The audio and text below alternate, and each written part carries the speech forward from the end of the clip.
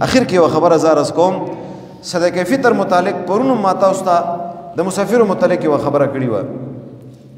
خو چونکې د دې مسلې صحیح طریقې سره وضاحت یو ځکه هم نه کېږي نو هغه د وجې نه یو ډېر اضطراب پیدا وده په دې باندې ځان پوهې کې څه کم سړی مالدار وي هغه باندې صدقه فطر لازم ده که دا شادي شده وي د ښځې صدقه فطر په دې باندې نشته که ښځې طرف نه دا ورکوي نو ډېره ښه ده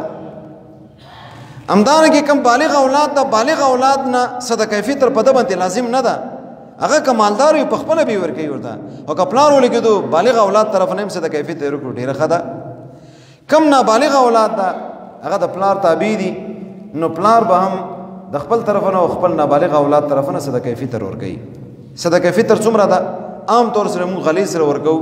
څه کم 2 کیلو یعنی په کم 2 کیلو نه څه لغونې یا څو ماشې زیات دا د صدقه فطر مقدار ده دومره غنم دا څه ته ورکې په کم 2 کیلو یا 2 کیلو غنم ته ورکې نو دا یو کس طرف نه صدقه فطر شولو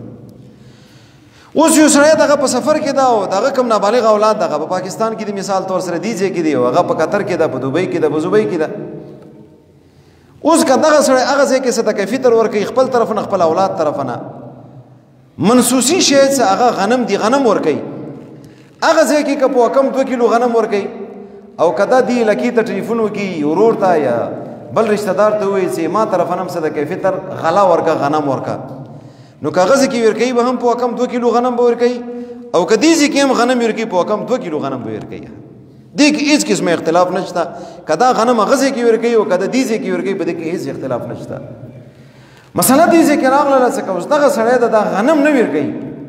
غنم په بدل کې د غنمو قیمت ورکوي پلار په سفر کې ده او نابالغ بچی دي ځای کې دي اوس دا غلا نه ورکوي غنم نه ورکوي بلکې د دې قیمت ورکوي اوس به د هغه سړی څه هغه ځای کې د هغه ځای قیمت اعتبار به وي د دغې غالې او د کم ځای کې بچي دي که د دې ځای اعتبار وي دې ځای کې د فقهاو 2 رایې دي یو د امام محمد صاحب رایې ده ایمه د امام ابو یوسف صاحب رایې ده امام محمد صاحب دی چې کم ځای کې مؤدي ده ادا کوونکی ده هغې ته اعتبار ده ظاهر خبر دغه پلار د صدقه هغه ورکوي نو چې په کم ځای کې پلار وي مغه ځای قیمت ته به اعتبار وي ظاهر خبره ده په دوبۍ کې ده په زوبۍ کې ده هغه ځای کې د په کم 2 کیلو غنمو کم قیمت وي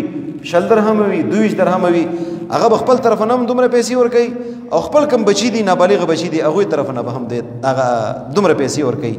برابره خبره ده چې هغه ځای کې صدقه فطر ورکوي برابره خبره ده که چاته ټلیفون وکړي چې اما طرف نه دومره پیسې دا غریبانو کې تقسیم کوي دا د امام محمد صاحب قول ده امام ابو یوسف صاحب فرمایي وینا کم ځای کې چې چا طرف نه ته صدقه فطر ورکوي هغې اعتبار ده ته په مغه ځای کې ته به د هغه ځای صدقه فطر ورکوي اتا بچي په پاکستان کې دي دې ځای کې د په کم 2 کیلو غنمو کم قیمت ته دې طرف نه به همدې قیمت مطابق ته ورکوي دغه 2 خبرې دي بعضې علما لګیا دي یوه خبرې رخصي ده او بعضې علما لګیا دي بله خبره رخصي ده تطبیق په دې دواړو خبرو کې دا ده احتیاط په دې کې ده چې ته د امام محمد سے په قول باندې عمل وکړي ځکه ظاهره خبره ده انفال الفقراء دا د فقراو ته په دې کې فایده زیاته ده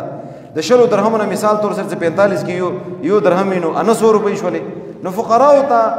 فایده په همدې کې ده نو سړی مغه ځای کې د امام محمد سے په قول باندې عمل وکړي احوط قول همدغه ده او پرون تاسو ته ما د دې وضاحت کړو چې دې طریقې سره چا وس رسیږي نو دې طریقې سره دغه صدقه ورکړي دا احوط ده احتیاط په همدې کې ده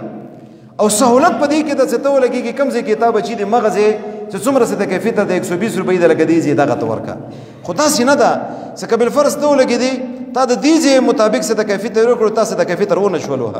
که د دې ځای صدقه فطر ورکوې هم یې تا وشولو که دوبۍ کم ریټ ته هغه سره ته صدقه فطر ورکوې هم یې تا وشولو خو احتیاط په هغې کې ده ځکه چې فقراو ته په هغې کې فایده زیاته ده او سهولت په همدې کې ده چې دغه 120 روپۍ دي کمې پیسې دي اما پرون کومه خبره ده هغه خبره په دې تناظر کې واغلی چې پرون کومه خبره تاسو ته ما کړې وه هغه احوطه احتیاط ولا خبره مرته کړې ده او سهولت په دې کې ده که ته 120 روپۍ ورکوې په دې دواړو خبرو کې څه کمې باندې هم ته عمل وکړې تا صدقه فطر وشولو بهتر دا ده چې څومره زیاته نه زیاتې پیسې دې ورکولی شي زیاتې نه زیاتې ورکړه ځکه چې دغه صدقه فطر په دې رمضان کې کمې کوتاهي شوي وي کم نقصان راغلی وي هغې ازالې دپاره دغه مشروع ده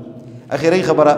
څه علما کرام راغلي دي مدرسې ته چنده کوي بھرپور طریقې سره چنده ورته وکړي الله تبارک وتعالى د مو تاسو ټولو ته په دې خبرو باندې عمل کولو توفیق نصیب کړي اخلاص سره دعا وکړي الله د څه سمولو ته قبول منظور کړي په دې باندې عمل کولو توفیق نصیب کړي اے الله طاعت او عبادت زندگی تر نصیب کړي څومره ګناهونه شوي دي صغیره کبیره ټول ګناهونه متماف کړي مو والدینو ته معاف کړي محقدارانو ته معاف کړي امت رسول الله صلی الله علیه وسلم ته ګناهونه معاف کړي اے الله امت مسلمه په حال باندې رحم وکړي پریشان حال او پریشانی ختم کړي چا باندې قرضو بجونو اخلاص کړي مسافر ته دعا وکړه الله مسافر خوشحال ساتي کورونو ته خیر را پیښ کړي الله چا رزق تنګي رزق وسیع کړي چا اولادونه نیک اولادونه نصیب کړي چا اولادونه نافرمانی الله فرمان بردار وګرځي چا کورونو کې پریشانی وي بے اتفاقی وي الله په مینه محبت په اتفاق او اتحاد باندې بدل کړي کلی قوم متعلق دعا وکړه دغه قوم په دین او په دنیا باندې خستلري شپیر سوره قومونه دي پر امت مسلمه باندې الله رحم وکړي الله مټولو ناراضي شي وفيد امر الى الله ان الله بصير